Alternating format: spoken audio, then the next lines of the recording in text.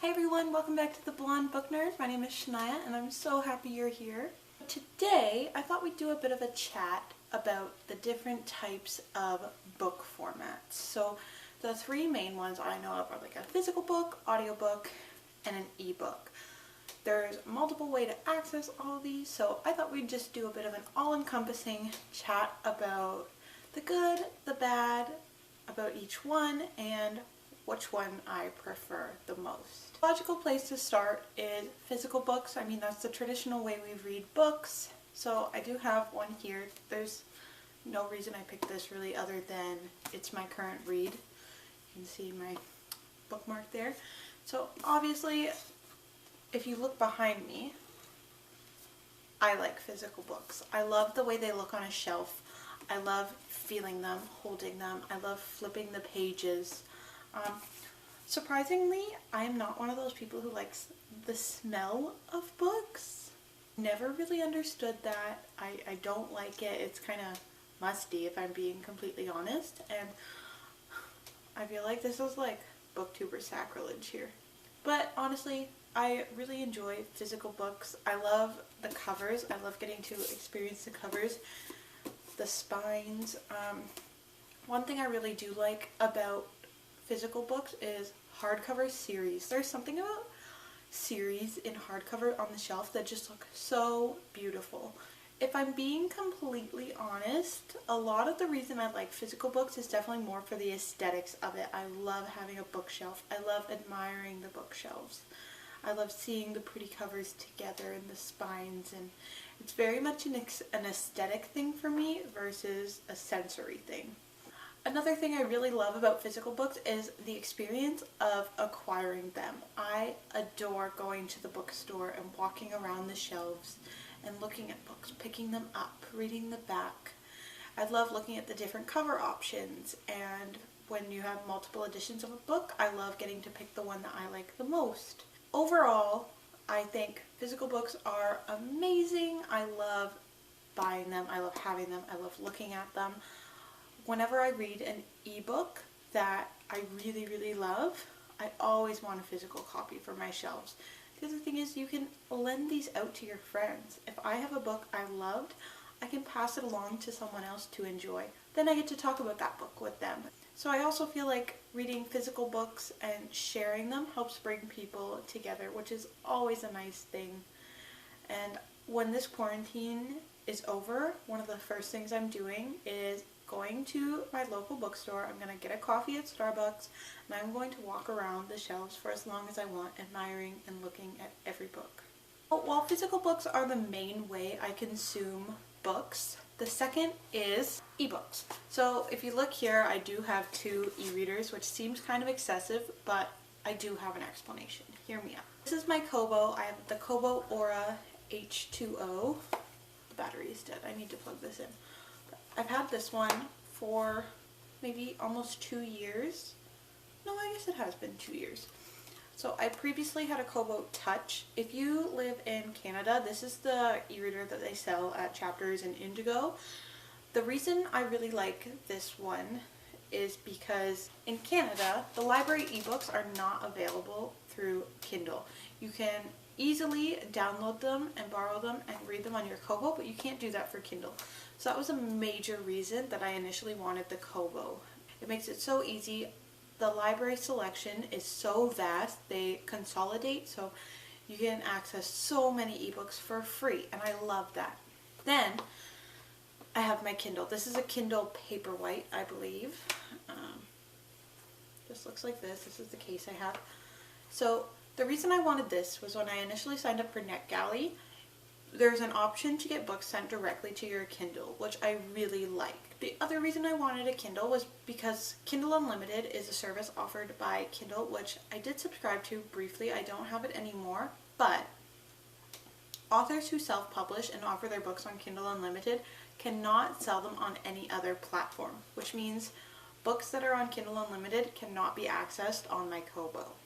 This wouldn't be such a big deal if I wasn't interested in any of the books, but I am. There's a lot of cozy mysteries that I was hearing about that I wanted to read that's only available through Kindle Unlimited, and also romance novels. Colleen Hoover is one of the authors who self-publishes sometimes, and she often makes her books available on Kindle Unlimited. And recently, at the beginning of this COVID-19 pandemic, she actually offered some books up for free, which they were on Amazon, and I was able to get them through my Kindle. Okay, that's enough about the 2 e-readers I have. I know it's still kind of excessive, but I just wanted to share that I do have reasons for having each of them. Overall, I love the convenience of ebooks and having an e-reader when we go away to visit my mom for the weekend. It's so easy to just bring one little device and have so many books accessible. I previously mentioned that I am a mood reader, which means I could bring books and then something happens, my mood shifts, and I'm not interested in reading them at that time anymore. This leads to me packing an abundance of books for a 3-day mini vacation. Now I mostly bring my e-reader, and that kind of eliminates that heaviness of my suitcase.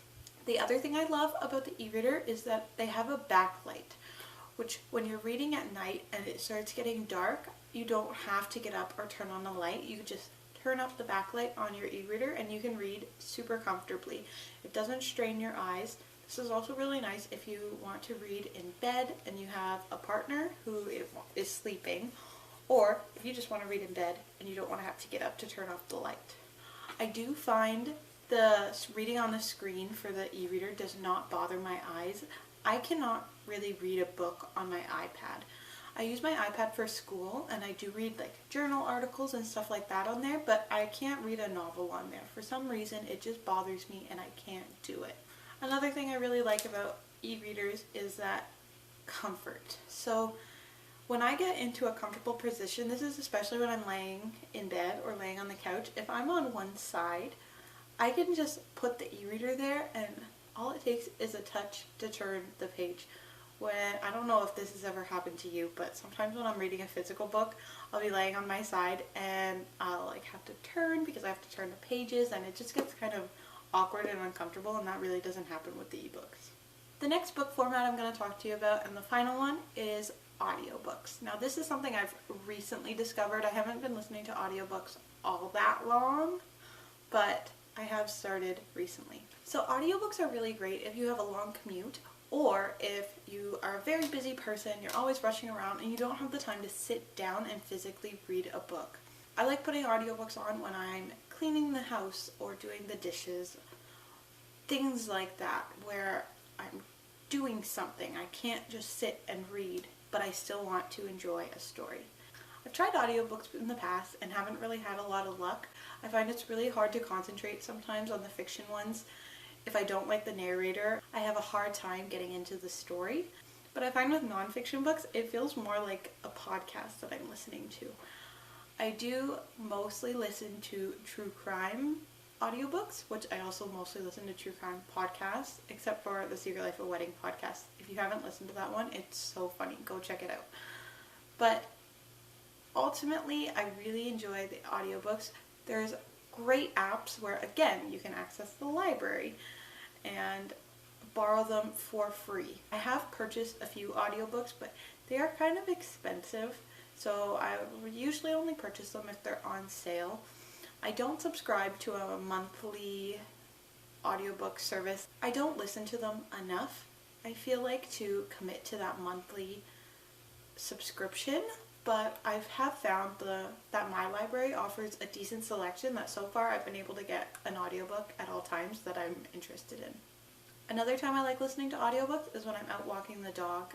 We like to go for long walks, usually about 45 minutes to an hour, and I find that's a really great time to just pop on my audiobook and enjoy some reading time while we're out getting some fresh air. Okay, now the big question. Which do I prefer? All of them. If I really had to pick, I think physical books are my favorite, and I think that a lot of it is just the experience and the aesthetic. I'm kind of a book snob in that way. I really like the aesthetic of having a big library and being able to look at the covers and enjoy books for what they are. That being said, if I was picking convenience, ebooks are definitely the way to go. It's just so handy having one device, and the sales you can get are crazy. There will be a book sometimes that's $20 to $30 in hardcover, that it just seems like a lot for something you're not sure about, and then it'll go on sale for $2.99 as an ebook, and that's really hard to beat.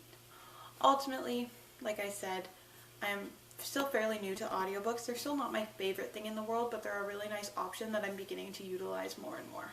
While physical books are still my favorite, I'm really trying to change my mentality and get away from that book snob thought process and get into more of a mindset of a book is a book, a story is a story. As long as I get to consume the story, that's all that matters. That's challenging.